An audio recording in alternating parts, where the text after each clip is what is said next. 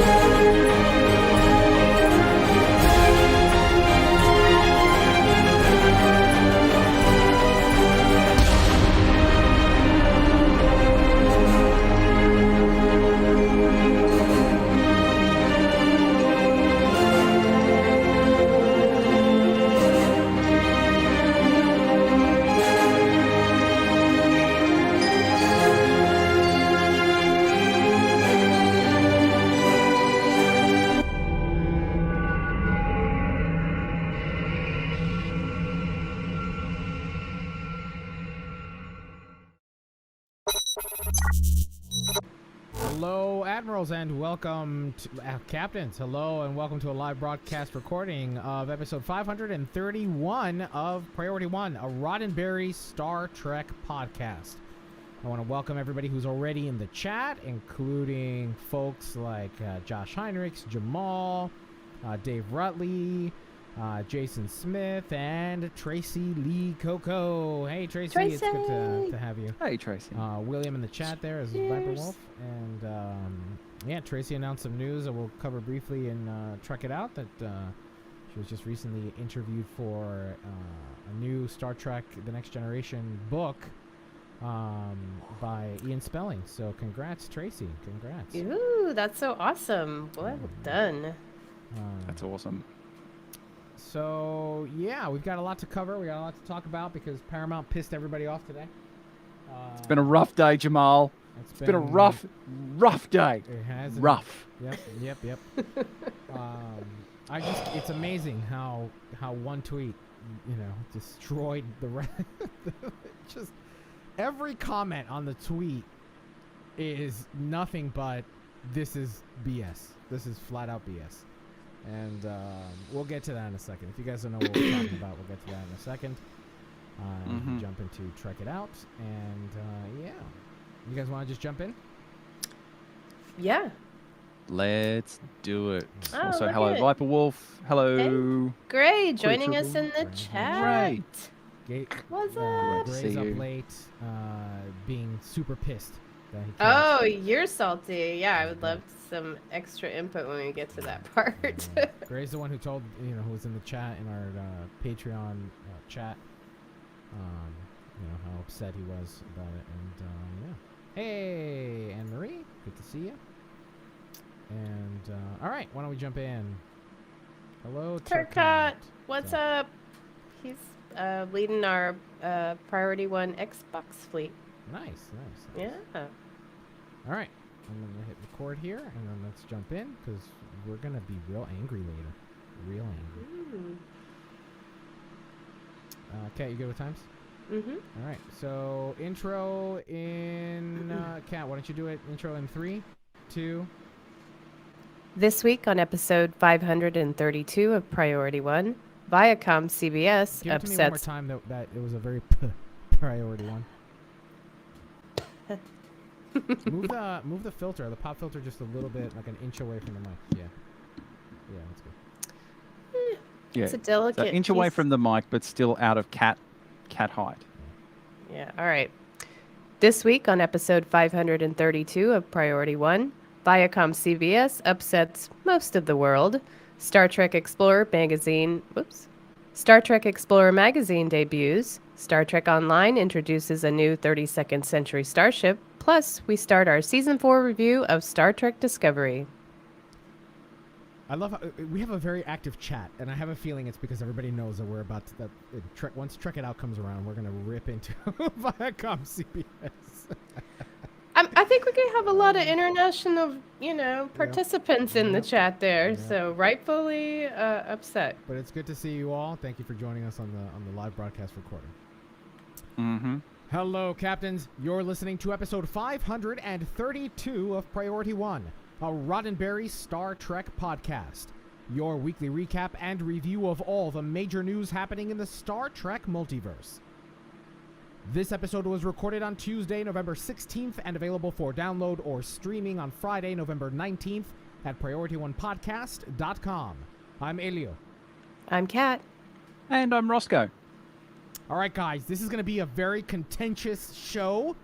I think we all have a lot of frustration in response to some news that we got from Star Trek that we'll dive into later. But until then, how was your week?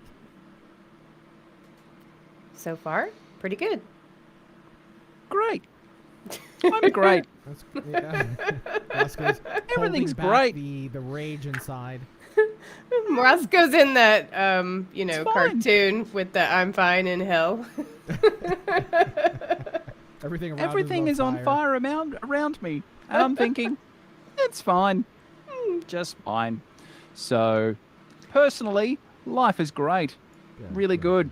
I got to get out on the road late last week for work, which was great fun, getting out to some rural communities that had been going through several years of drought. And when we were there, they got almost drought-breaking rain. So all of the rivers and creeks started flowing again, and it was just absolutely magic. The change that it made to like the whole town's just psyche and how they were feeling, it gave them such a big lift. So just little things like that, and those little positives in the world, that's what I'm remembering today. Those are the things that make life worth living, and it was really great. It was great. Now, Captains, before we move on, we do need to make an announcement and make sure that you're aware that there will be no show next week. The majority of the team is in the U.S., and as such, we celebrate and observe Thanksgiving, so we'll be giving the team a break next week. But we'll be back the following for a couple of weeks before Christmas. We're in that holiday swing of things now in our 10th year of doing the show. So, yeah, no show next week. I hope that you have a safe and happy Thanksgiving. Get vaccinated, protect your family, protect those around you, and wear a mask if you're not eating. Why not? Now, before we jump into the news, we want to welcome new listeners to the show, and we hope that you will stay in touch. This show is produced by a community of volunteers who donate their time, and this show is actually produced by a community of volunteers who donate their time and their talents because, like you, they are passionate about what Star Trek is all about. So we hope you'll get involved and be a part of our community. Follow us on social media so you can share your thoughts about the weekly headlines. Join the Armada so that you can experience Star Trek gaming with like-minded Trekkies. Or consider joining the team and lending your skills and passion to producing this very show. As we've already mentioned, Captains, this is a production that is entirely put together by volunteers. Passionate fans of the franchise like yourselves who got really quiet all of a sudden. Oh, you know why I didn't? Sorry. I didn't activate noise suppression. That's why I hear Oh cat. no. I'll fix it after this thing. Fix it in post. Noise suppression activate. Yeah, we all are aware of my computer issues. Captains, as we've already mentioned, this production is put together entirely by volunteers.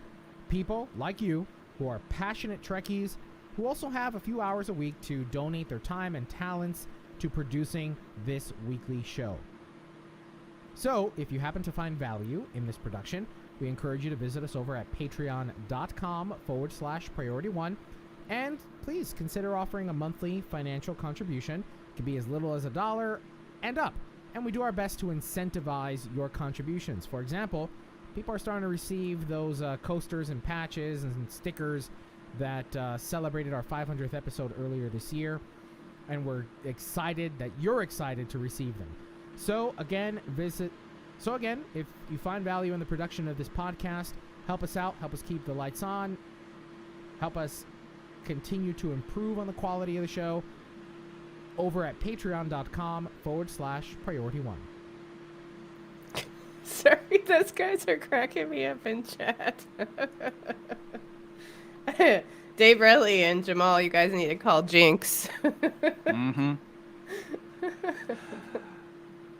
Now, let's find out what's been happening in the Star Trek multiverse.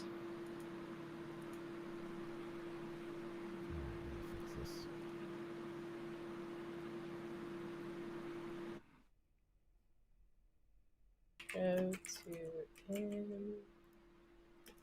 Part 1. Isn't that crazy? Look at, do you hear that now? It's gone. Go. Isn't that crazy how good Cone of Riverside is silence with the has nose? been lowered. Huh? Cone of silence has been lowered. Cone of Silence Sounds has been amazing. lowered. Yeah. Y'all just wait. I'm gonna get a new computer anytime now. Well, in the next few months. All right. Hopefully that doesn't screw up the rest of the... Nah, it'll be fine. All right, let's move on to Trek It Out. Who wants to read I'm it? sure it'll be fine. Who wants to read the opening? I mean, I can. Yeah, go ahead. You read it. Since we asked Roscoe for his opinion at the end. Mm-hmm. Mm-hmm. All right. Here we go. All right. Trek It Out in 3, 2. Well, the news broke earlier that international fans of Star Earlier Trek when? Discovery. Well, I say today later on. We could say, or we could say that. Mm-hmm.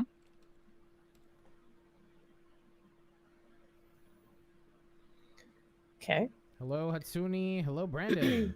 Hey, Claudia. Hey, Brandon.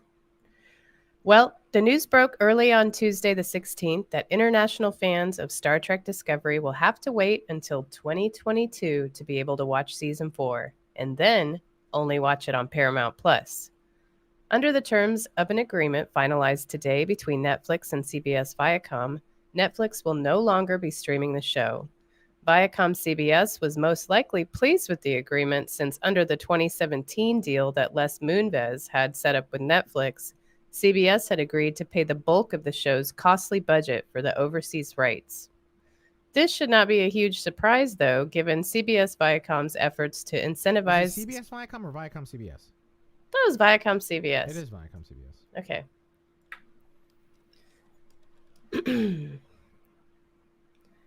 This should not be a huge surprise, though, given Viacom CBS's efforts to incentivize subscribers to Paramount Plus. Back at the end of September, the original series, Voyager, and Enterprise all left Netflix, and Paramount Plus is the only platform where you can watch these series. Now that Netflix is out of the picture, the UK, Germany, Ireland, Austria, and Switzerland will be the first international markets to stream Discovery on Paramount Plus. Viacom CBS has said that as a part of an accelerated expansion, they anticipate being in around 45 markets within the next year or so. No news on the release date for our Australian friends, though. Let's hear from Roscoe on his reaction to the news. So, yeah, waking up this morning to the news that 2 days out from the premiere of Star Trek Discovery, all the big build-up, all the excitement of a brand new series. Hey, we were going to get 2 Star Trek series on air at the same time. And then I saw this article and I just kind of went,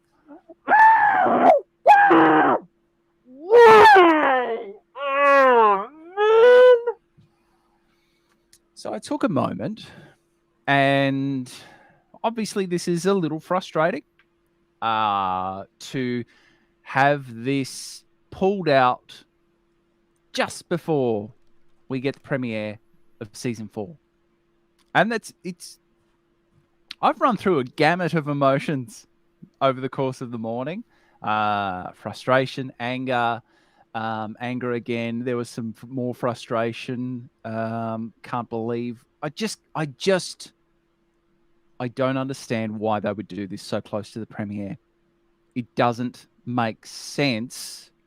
But I haven't seen the numbers. I'm sure financially it makes sense, but it feels like an absolute kick in the guts.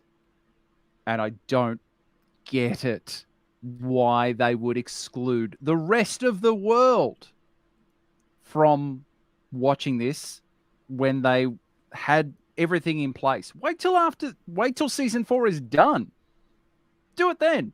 Nah, they had to do it now for some reason which has not yet come to light. Well, Not particularly happy, guys. Yeah. I suspect it's the calendar year and they didn't want to have to renew any licenses for the upcoming year because they are trying to consolidate all this stuff onto Paramount Plus, and all that licensing fees are hella expensive. Mm-hmm. Now, Kat, I understand, you are a lawyer. Yes. I know that not all lawyers are the same, and, it's you don't go to a cardiologist when you have a foot problem. Same with lawyers. Is there anything that you can kind of piece together that could explain why a deal couldn't have been locked in for international release? Well, the issue is that every country's intellectual property laws are different.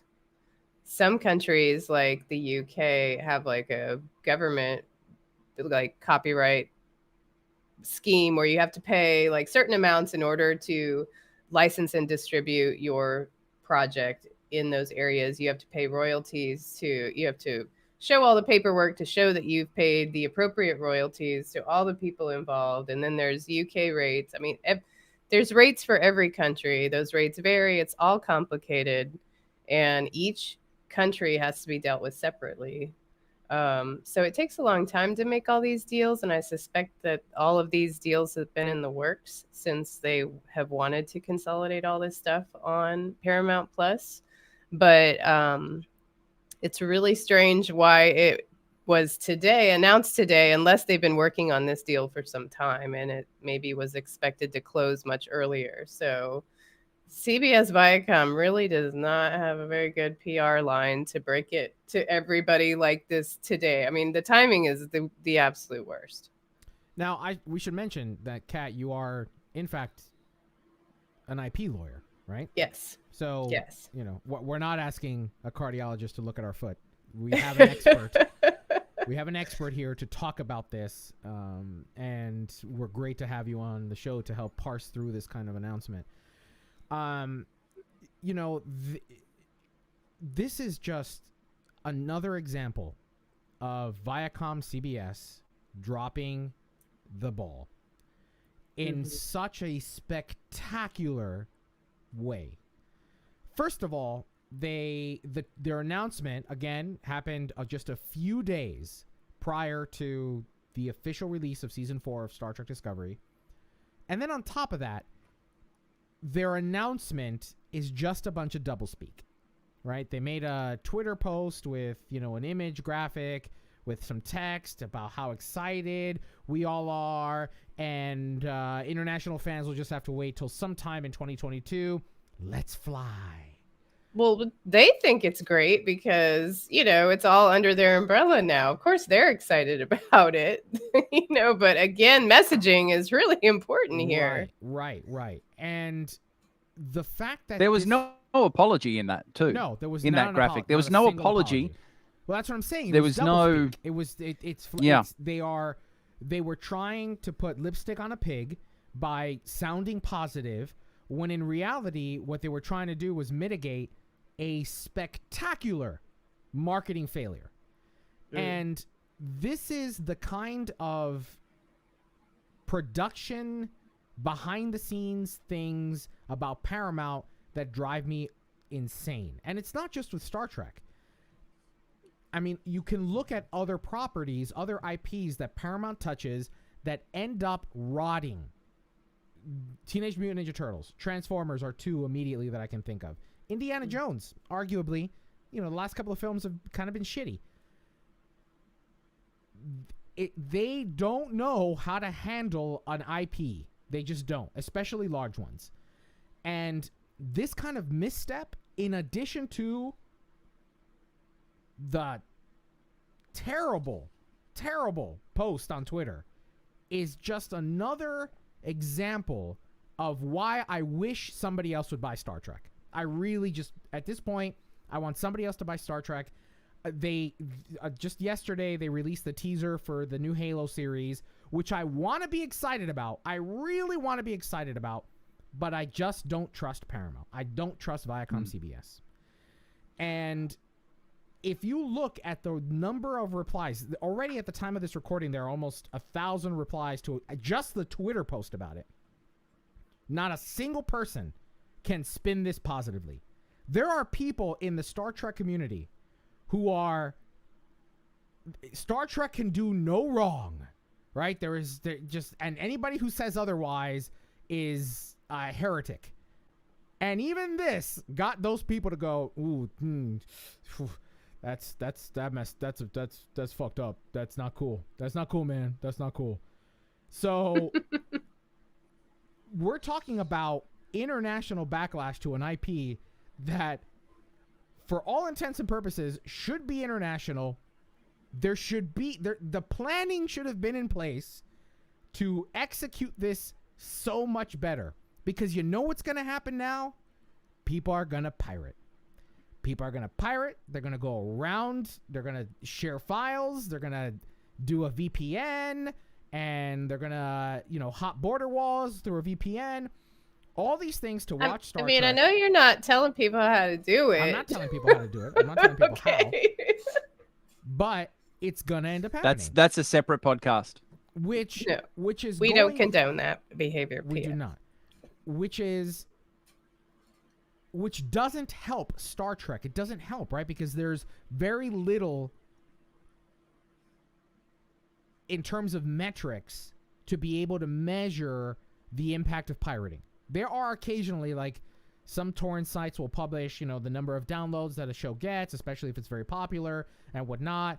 And you sometimes will see headlines like that pop around.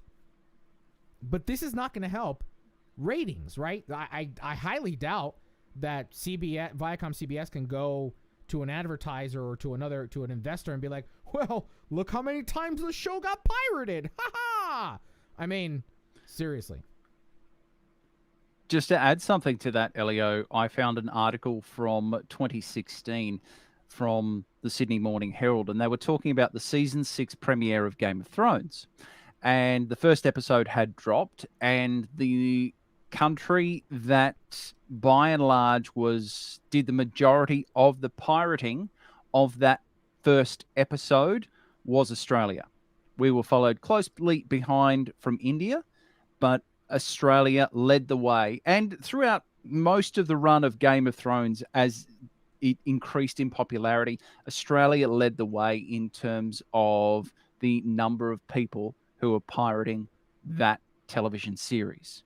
So Australians will find a way. The people who want to watch this won't wait. They won't wait until 2022 because they want to see it right now. So potentially Paramount Plus has lost into a whole collection of international viewers who now have no reason to come on board the streaming service. I put in a request to Paramount Plus International and asked them 2 questions. I asked them, Paramount Plus is already exists in Australia. So will Australia receive Star Trek Discovery Season 4 in line with the US premiere? And also, if not, when would Australia receive Star Trek Discovery Season 4? I am yet to receive a response, and I'm not entirely certain that I will. And so, yeah. That's just salt on the wound on top of that. They're like sometime in 2022. What kind of nonsense is that? That means we haven't figured it out. We went to Netflix to try and get them to absorb some of these costs. They refused. We terminated the deal, and now we have to deal with the aftermath. And again, this goes back. How many times have I said it? That Paramount is just reactionary. It's like they can't think 10 steps ahead. They have no foresight into how to tell a long format story. They also don't seem to know how to execute a streaming service. Has anybody heard of this with Disney Plus? Disney Plus released Shang-Chi and the Ten Rings over the weekend. I'm internationally, I'm pretty sure. Disney doesn't have this problem. Marvel doesn't have this problem. Yeah, they probably planned their whole platform better. Meaning, hey, we should have international rights secured before we launch this thing so that people aren't upset. And this is, okay, so we've been talking about the business, but with respect to the community, what this does is that it fractures the Star Trek community, which is incredibly active, especially on Twitter. And now people already get upset about spoilers within 24 hours of a show. I mean, now anybody in North America, let me rephrase this. Now, anybody internationally has to avoid Twitter or avoid spoilers from their Canadian and American friends. How are we going to share the excitement about Star Trek? This is just such poor marketing. Such poor marketing. They must have thought that the the reward is going to outweigh this risk. Like maybe they're not as concerned about some markets over others. So some will get priority international market wise. But I mean, I can only assume these business, conversations that go on behind the scenes. But I'm fascinated and would love to have read this agreement. I mean, a lot of the... Oh, look, about a million questions have gone through my mind this morning as to how are we going to cover the next season of Star Trek Discovery? Do you guys mind waiting until 2022 to do a review of season 4? That's unreasonable.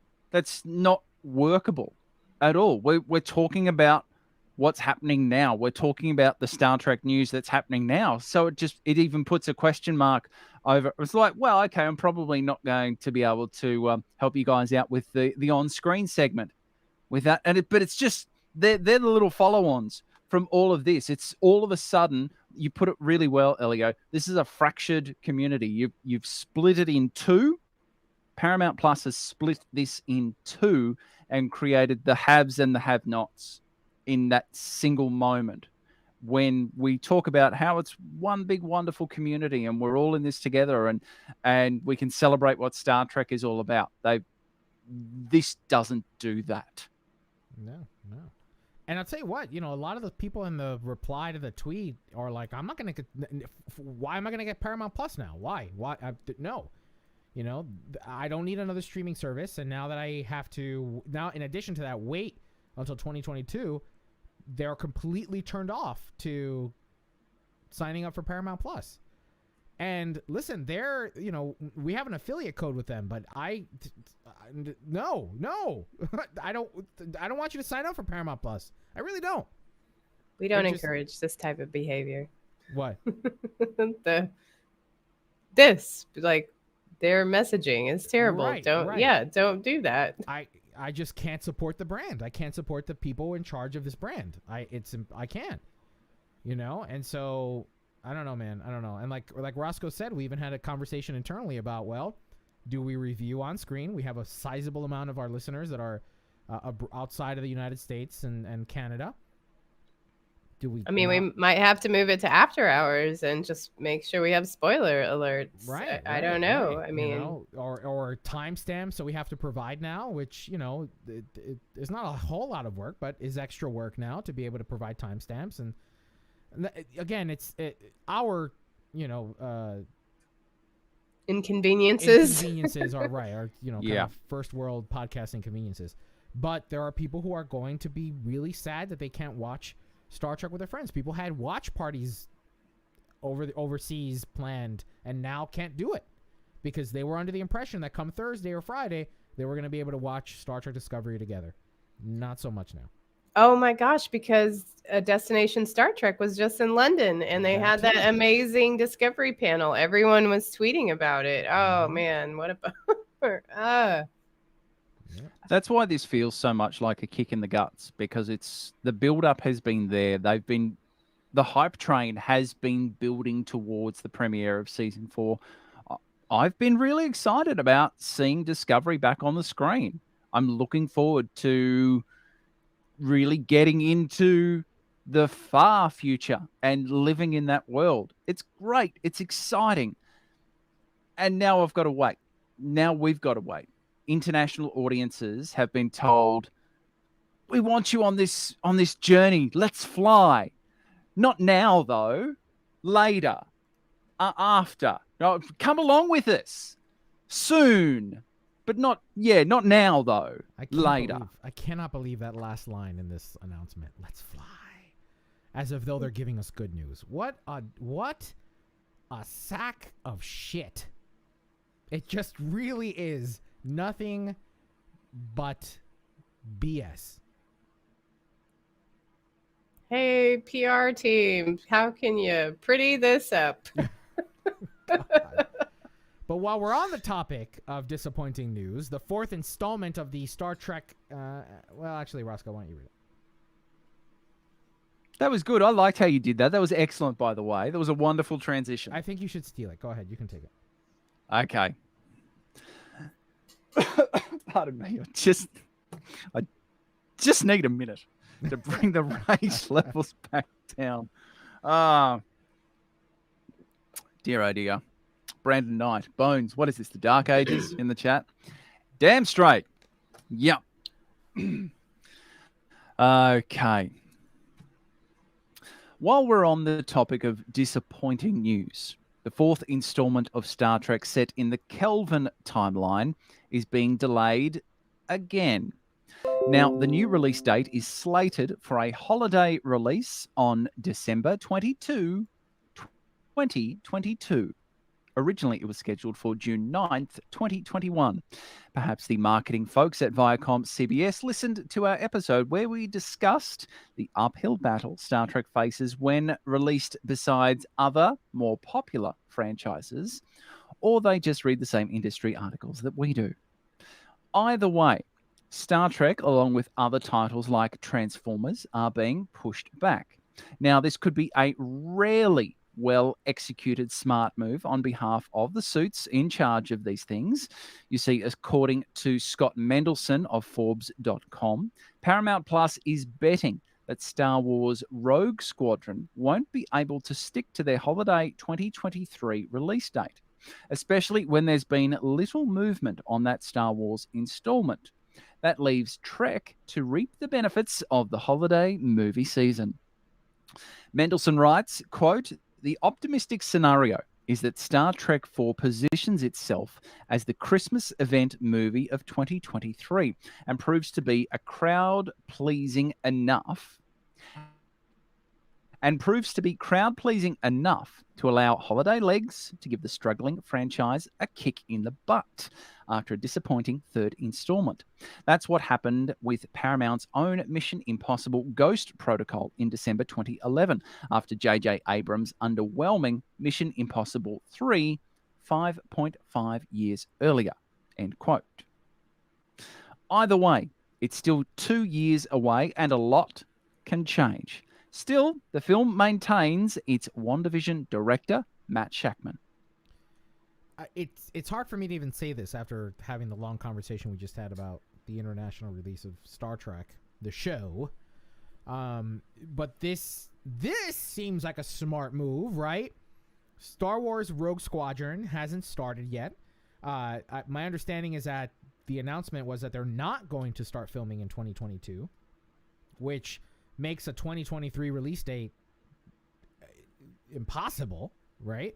So this is Paramount thinking ahead. You know, like we joked earlier, we'd like to think that they were listening to the show when we were talking about it. To say, you know what? Well, there's no other tentpole film happening in that space. Let's fill it in. Let's move it to then, and move it to that holiday break, and see if we can get more cheeks in the theater seats. So, yay! Look, and I appreciate that they may be reading the tea leaves in terms of Rogue Squadron, seeing where the production is at, and working all of that out. That's great. That's very, very smart. In order for a Star Trek movie to succeed at the cinema, it's going to be about finding those gaps. And those gaps are going to be there because we've seen so many pauses, restarts, delays due to COVID. So those gaps are going to be there. And hopefully we'll be at a point then where people are hungry to go back to the cinema. They want to go back and have the big screen experience. And so to see Star Trek on the big screen like that, I really hope it does well. I'm hopeful. I cross my fingers, but I've been burnt before. Yeah, right. And recently. Yeah, I mean, do we even know if we have, like, do you feel like maybe it'd be too rushed and like they're just going to have another crappy movie with a terrible try to copy the past plot line? I'm sure that that's what they're going to do. Yeah, well, I don't want to watch that. But they have all of 2022 to film, and then post-production for most of 2023, so that gives them the time, whereas Rogue Squadron has no planned schedule to start filming, and I think has been shelved. So yeah.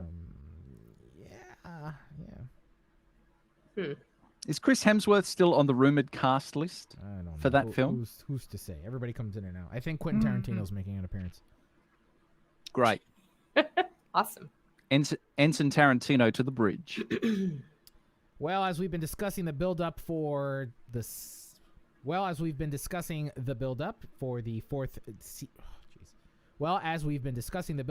fourth season of Star Trek Discovery, showrunner Michelle Paradis. Showrunner Michelle Paradis did an interview about the show, and it's really good, guys. You should watch it. Showrunner Michelle Paradis. Shit. We broke Cat. Yeah. Cat's gone. Bye, Cat. See ya. Bye, everybody. Have a good night. Oh my god, Discovery's so good. So good. It just reminded me of Turtle Princess on Adventures Time. Showrunner Michelle Paradis spoke to Decider during a recent press release about the basis of the series being the pandemic. But she spoke on a press day, not a press release. Showrunner Michelle Paradis spoke with Decider during a recent press day about the basis of the series being the pandemic, but don't expect it to be a complete downer. Didn't we cover this already? We've talked about how this is going to be very much... she talked about this in... Can we skip the story? But we're doing the build-up. Do the blue. Let's skip this. I thought you read that last week. No, it's not, we didn't read it last week, but that's what But this was very much like we pulled these... she said it on the panel at New York Comic Con. Okay. Sorry, Roscoe. Delete. Hours of work. Hours. Yeah. All right. That's okay. Well, as we've been talking about the build-up to the fourth season of Star Trek Discovery,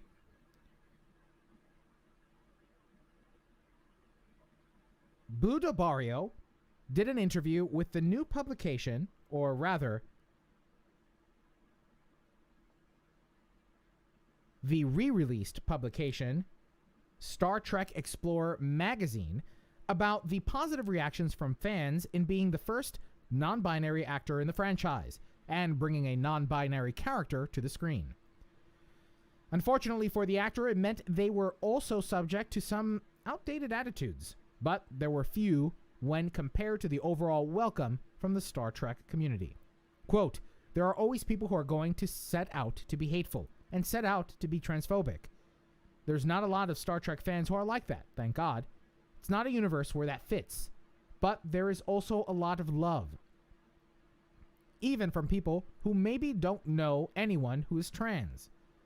There are people who are asking questions, asking about things online, having actual conversations about it, which is really wonderful." End quote. Also featured in the first issue of the Star Trek Explorer magazine is an interview with director David Cronenberg, who plays the role.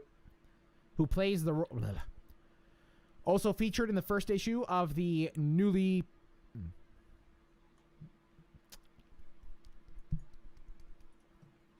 Also featured in the new issue of the relaunched Star Trek Explorer magazine is an interview with director David Cronenberg, who plays the role of Federation agent Kovic. Kovic? Yes. Hovich, right? Who plays the role of the Federation agent Kovic, who is returning for Discovery Season 4. The interview covers his relief as an actor as opposed to a director, growing up watching the original series, and the specific role Kovic in Season 3 as the Terran interrogator. But Cronenberg was tight-lipped on what's in store for Season 4, saying, quote, "I can only tell you I've been invited to be part of Season 4, and I was delighted with that. That's about all I can tell you, and it's not because I'm trying to be coy, it's because I don't know anymore." End quote. For the full interview, as well as feature interviews from Ian Alexander, who plays Gray Tal in Discovery, be sure to check out the first issue of Star Trek Explorer, available digitally and at your local newsstand. I'm really excited to see a magazine being launched/relaunched. It's just nice to have it either digitally or to pick up a physical copy. It's awesome. Well, supposedly the digital copy is more expensive than the physical copy. What? I saw somebody tweet about it earlier today that it's like $6 more to pay for the digital copy than the physical copy, which is odd, but... That seems strange. But Kat, why don't you read? Now here are a few headlines. okay. Now, here are a few headlines that we didn't discuss but might interest you. Links, of course, will be in our show notes. I'll take this first one. Start applying for those passports and get your luggage ready because we're going to China. Why? Because an $8 billion theme park resort is being built with a Paramount theme along the shores of Dianchi Lake in the Yunnan capital of Kunming. The complex will include 6 themed areas, one of which is a Final Frontier Star Trek themed section. Fans of LeVar Burton. He's LeVar Burton. That's what happens when he trips over. He's LeVar Burton. Okay. Fans of LeVar Burton hosting a quiz show rejoice. The Hollywood Reporter has confirmed the actor will host a game show based on Trivial Pursuit. Produced by Hasbro and Entertainment One, no network is attached at the time of the announcement, with no information on when the program will debut. So less your answer in the form of a question and more you get a slice of pie as reward.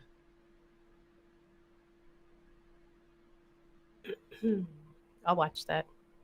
Go ahead, Kat. You read this last one.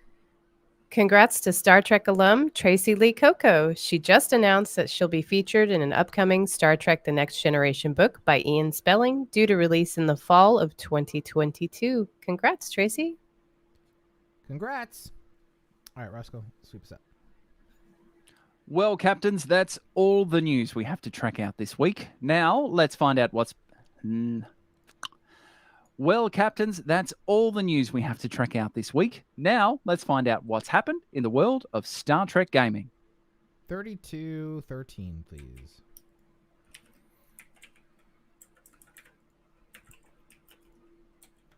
Okay.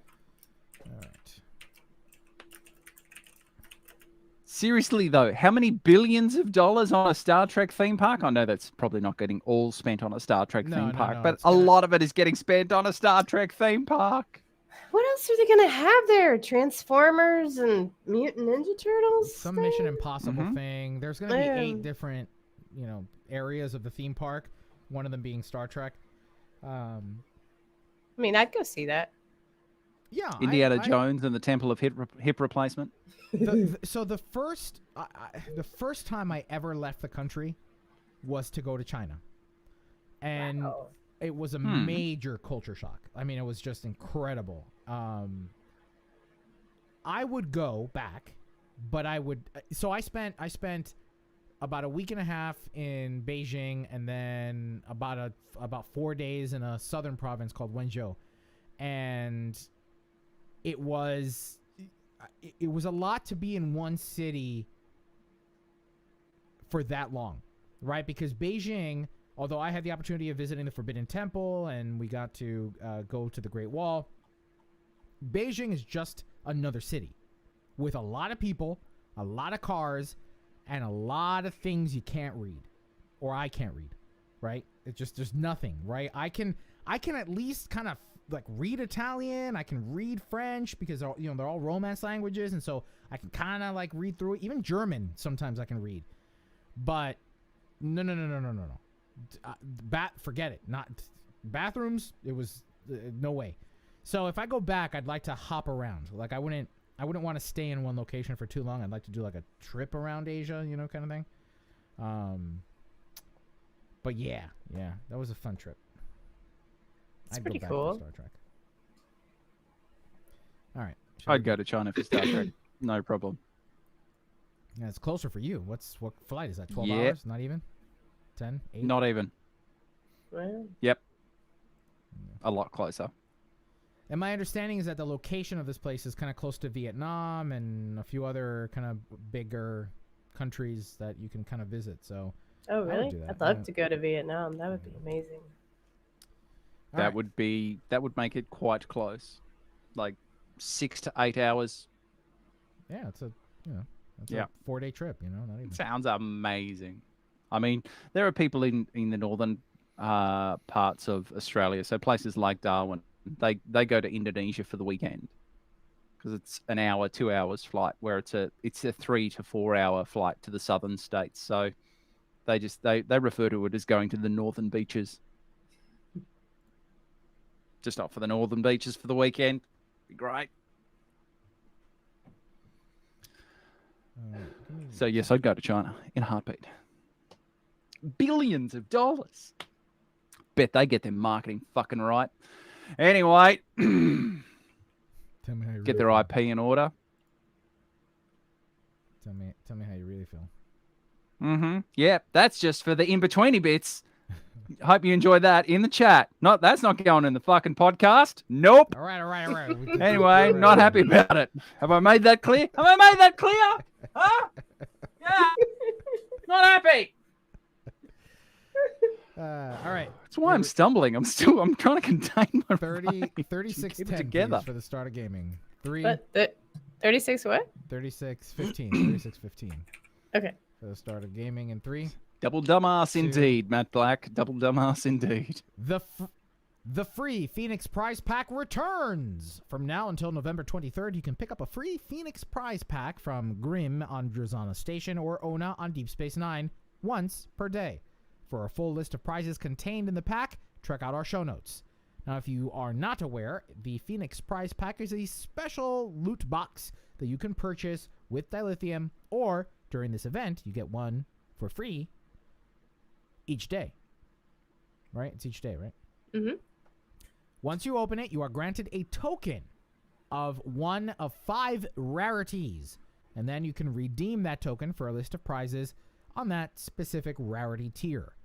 But wait, there's more! The experimental Starship upgrade tokens are also returning to the Phoenix prize pack during this event.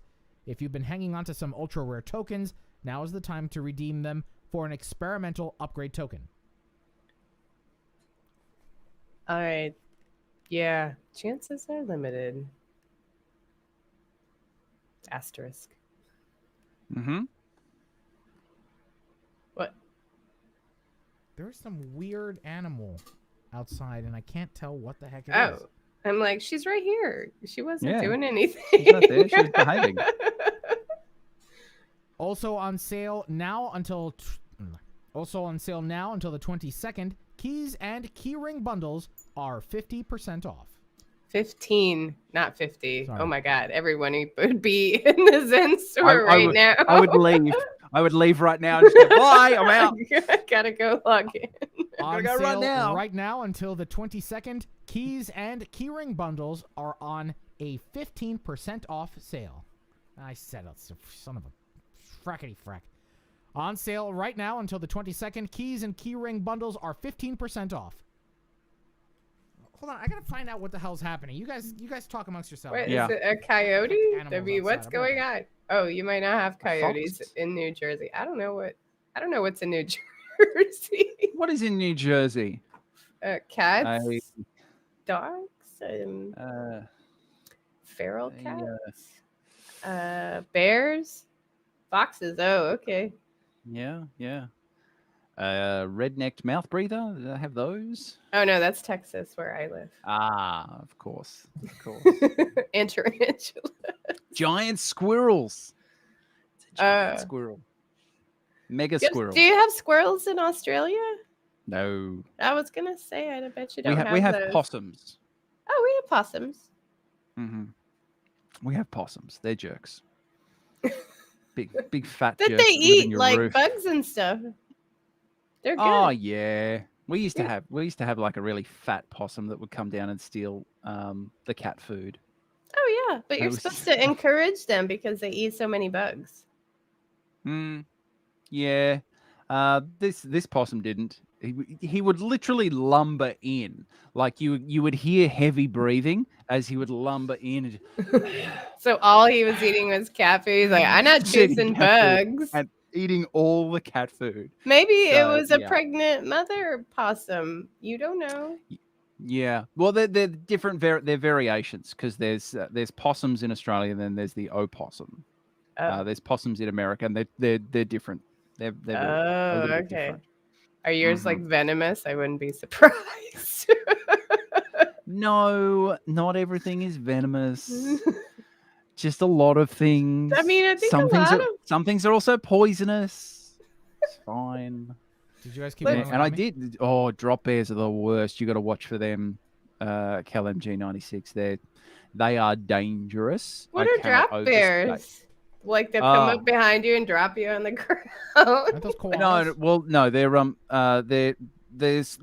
like a species, a variant of koala, but they're carnivores. They don't eat eucalyptus leaves. They're carnivores, and so they Oh. drop. They're in the gum trees. They still climb up the gum trees, but they drop on their prey I'm totally looking this up.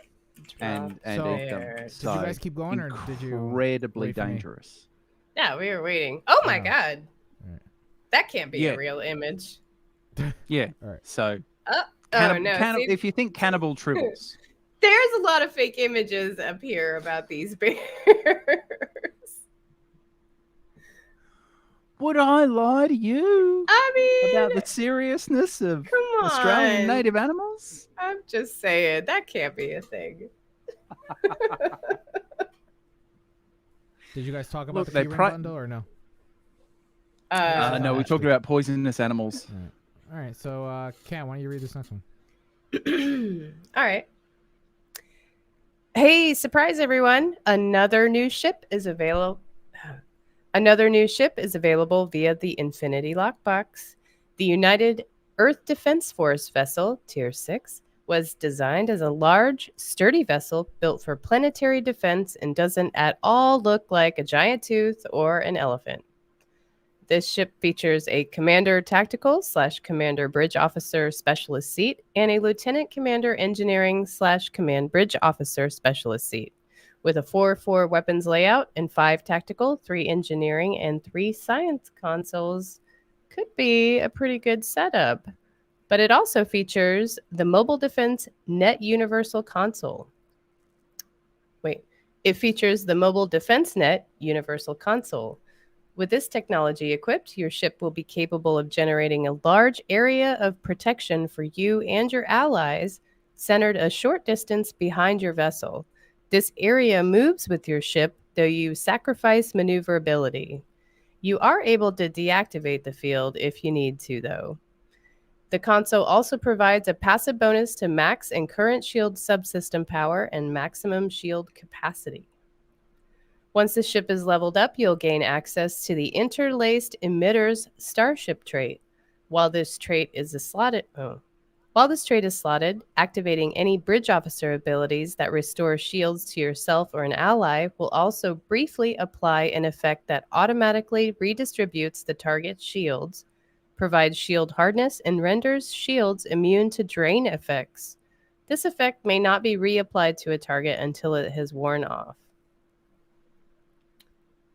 Yeah, so this ship. This is a interesting looking ship, right? Now that we're in the future, we're seeing a departure from the general formula of starship design, which is interesting, because it's wild. I actually follow Rick Sternbach on Facebook, and he made a post not long ago about how artists who render Star Trek starships, should know that the Broussard collectors don't need to be on the front of the nacelle, right? They don't have to be on those pylons. They don't have to be on that nacelle. It could be anywhere on the ship. Mm-hmm. And so, we don't see that here in this 32nd century ship, but I found it fascinating that, we have this idea that the Broussard collectors have to be at the tip, at the tip of the nacelle, collecting Broussards, whatever it collects. Look cool with the colors and stuff. But that in designing a starship, a Star Trek themed starship, they don't have to be there. And so, that might give permission for creators to design a ship that, is a little more is a little more unconventional. Well, yeah, all these latest ships have been fairly unconventional in design, these 32nd century ships. I mean, it definitely adds variety to the game. Speaking of, and this may not be gaming related, but Eagle Moss debuted their 32nd century ships at Destination Star Trek London, and I saw some of the pictures, and they're beautiful. They're great looking ships. I'm really just not a fan of that clear plastic grip that's holding the floating nacelles. It's a little too bulky for my taste. Like, I wish that there was a more elegant, like transparent aluminum, something like that, or maybe just a thin, tiny piece of hard metal rod, that'll connect it and still make it look detached.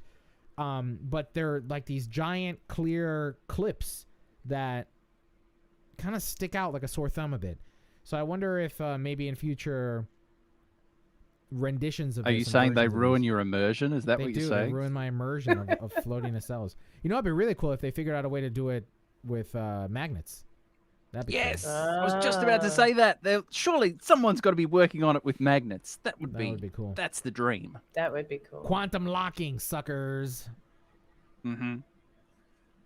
I find this starship, just the look of it is so wild, and part of me goes, oh, I don't know whether I want to fly this, and then I see like that starship trait, and I think maybe I do want to fly this. Actually, I think I might try and see what I can find. But it being such a wild design, it's a good visual storytelling tool to show how the Earth Defense Force and Earth in general has departed from the Federation and Starfleet. It's a great visual storytelling method of going, oh no, we're very separate now. You can see that. You can see that in our starships because they look like giant teeth, whereas before they Now, through the I galaxy forget, with is the it Boussard collectors. now I forget, is it the lower the number of the turn rate, the faster it turns, or is it the higher the turn No, rate? higher is the turn rate. So it's inertia. Higher. Is it inertia? The lower the better.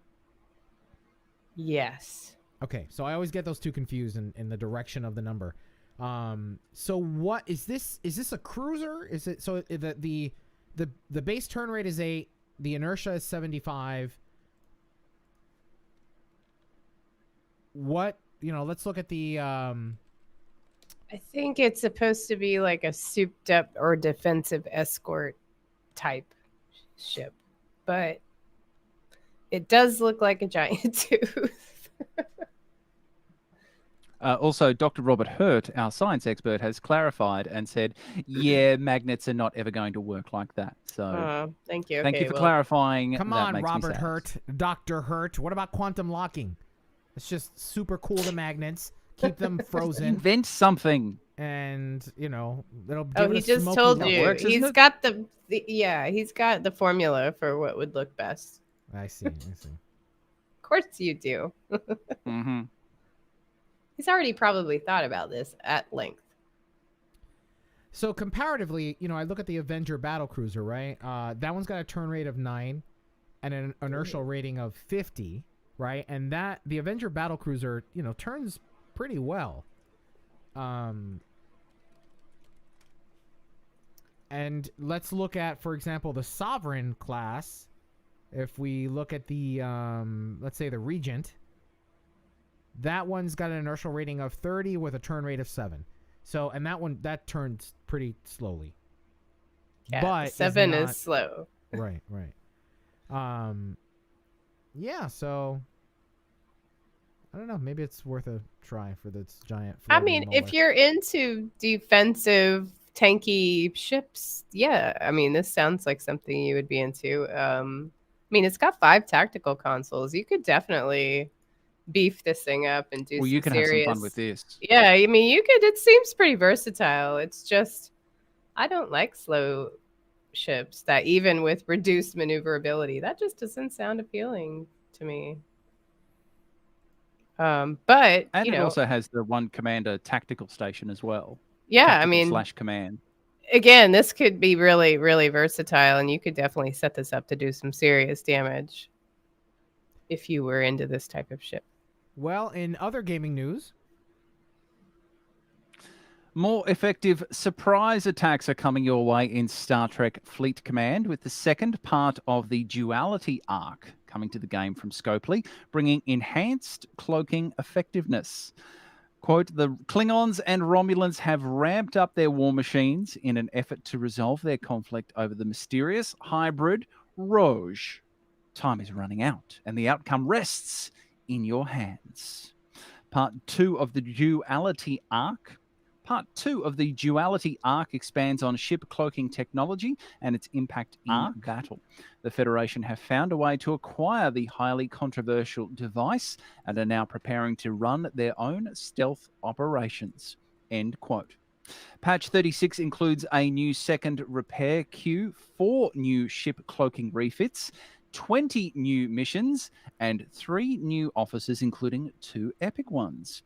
You get an epic sealer with a captain maneuver, hit them where it hurts, which increases critical hit damage by X% when cloaked, and epic 11 of 11 with the captain maneuver, efficient crystal acquisition, increases crystal mining speed by 60%.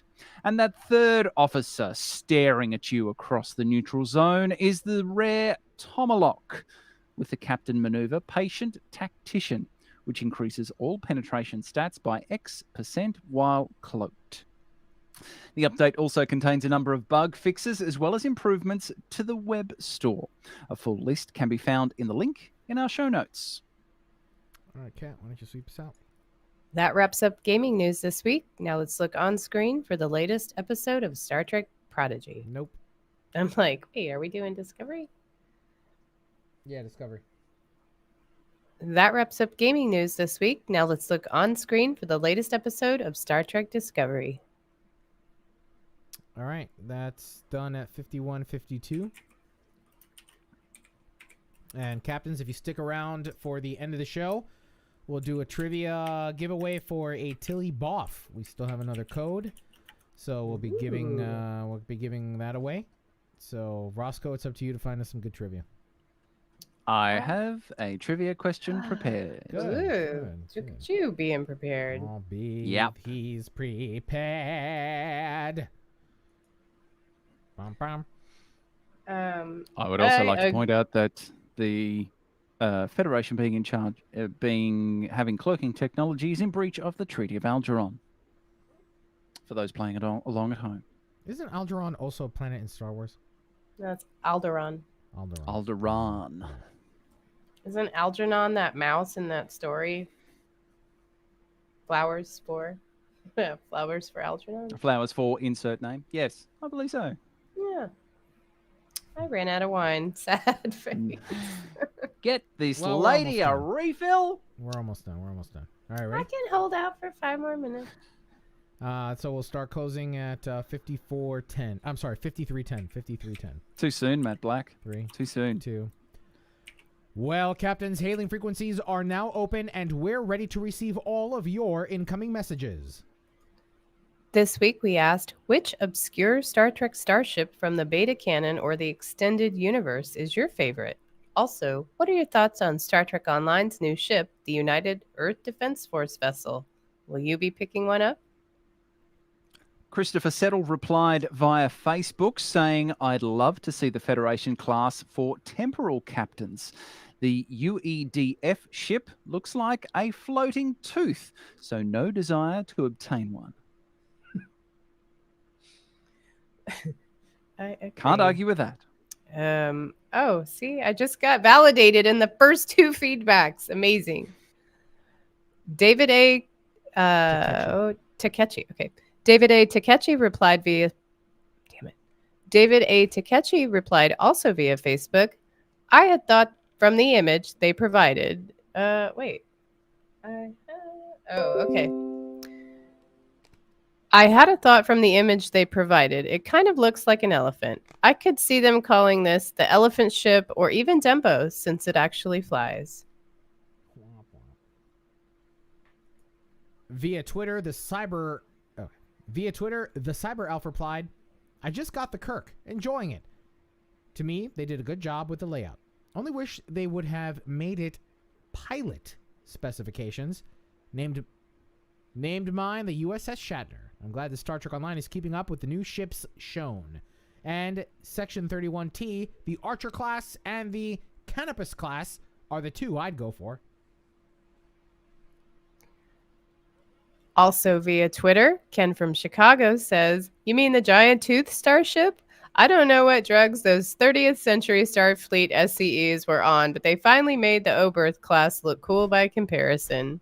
I hope the Ship Talking podcast is sitting down when they see the UEDFV starship.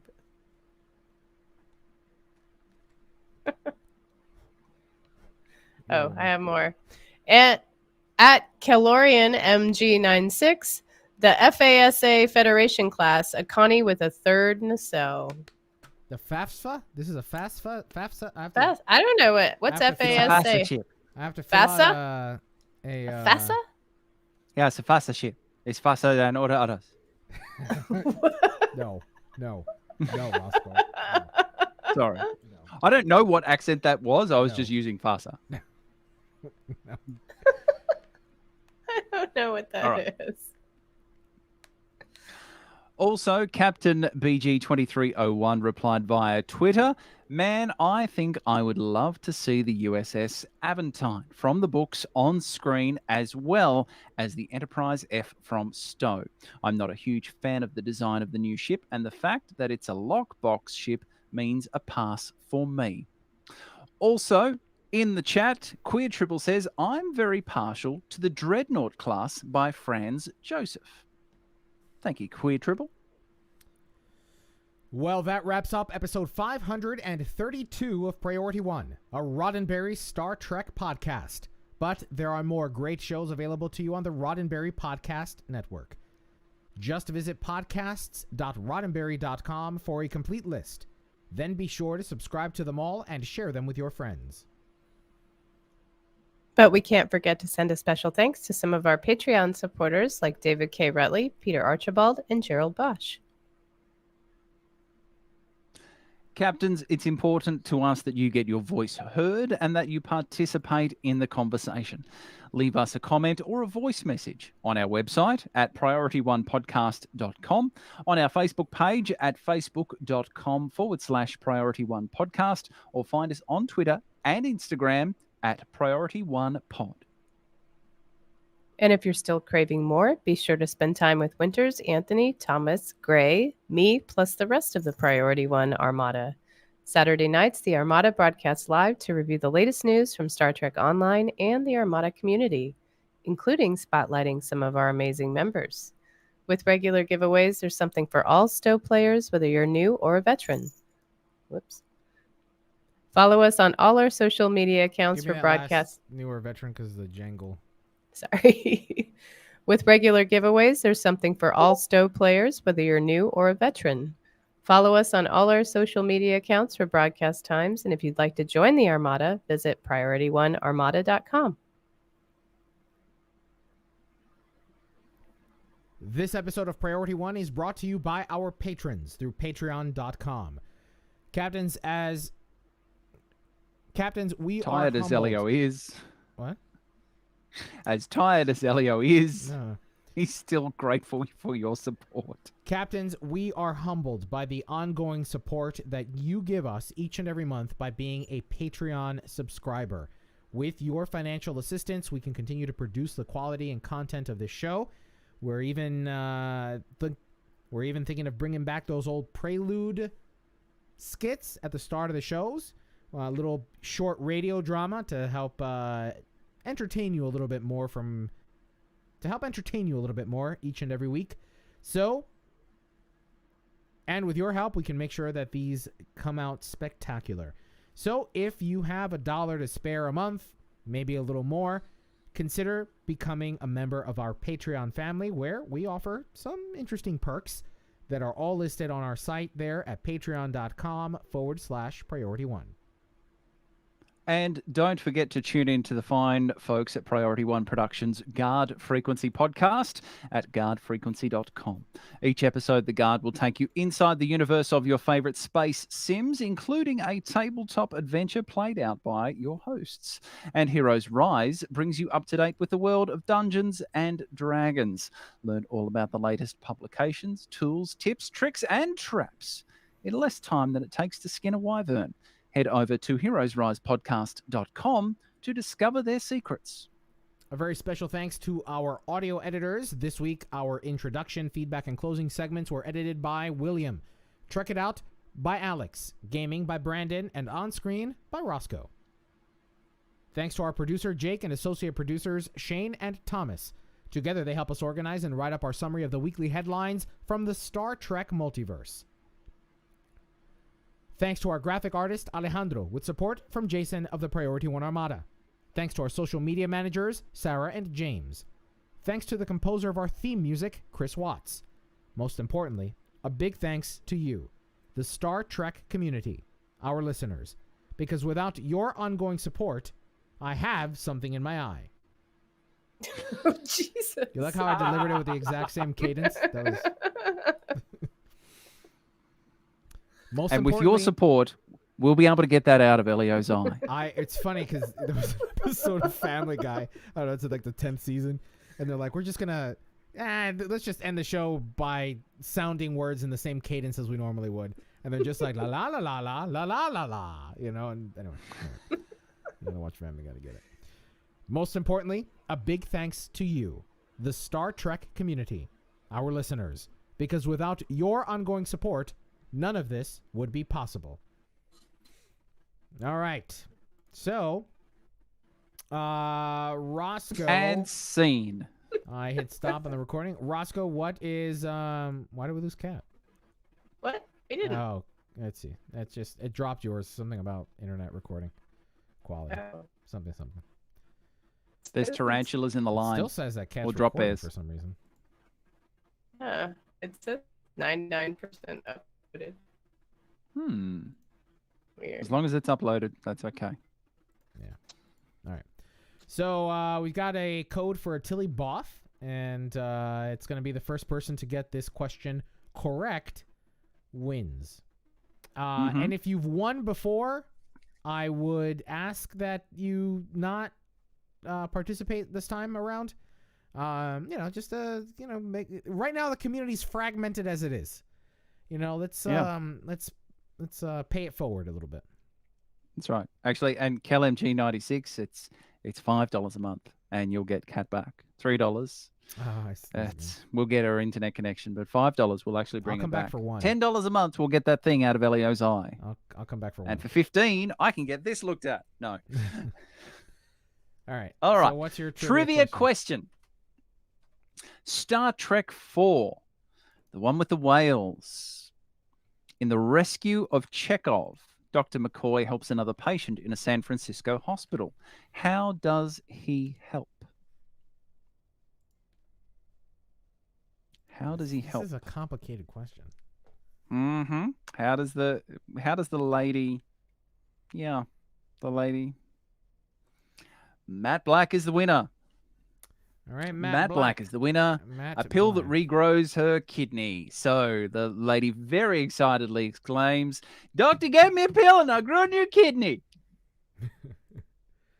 All right, Matt, I am going to... Well done.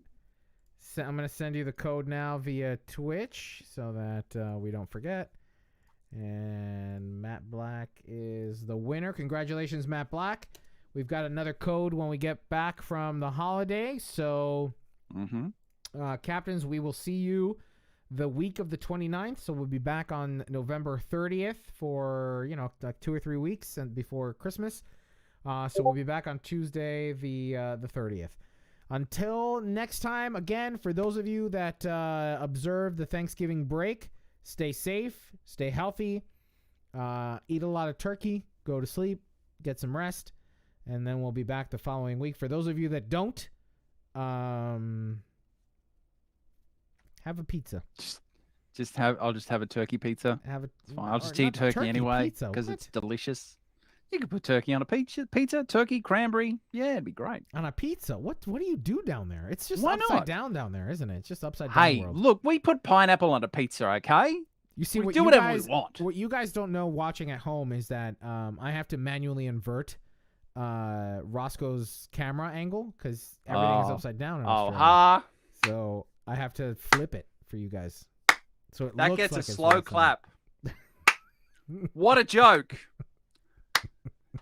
You get that kind of humor at the $10 tier. Can Kat hear us? What's happening? I don't know. Is she in the? No, I don't Kat. see her in the She'd had enough. She'd had enough. And peaced out. Maybe she heard again that the keyring bundle was 50% off again, so she was just gone. Yeah, fair enough. All right, captains. I want to thank you all for being a part of it. We again hope you have a great Thanksgiving. Eat a lot, and we'll see you on the 30th. Thank you, Roscoe. Our Great trivia chat. King. Trivia Royal. Let's go with that. Trivia Royal. Monsieur Thank you. I will do my best. I will have something up my sleeve. Bye, everybody. Thank you. Thank you all. Great to chat with you. Have a fantastic couple of weeks.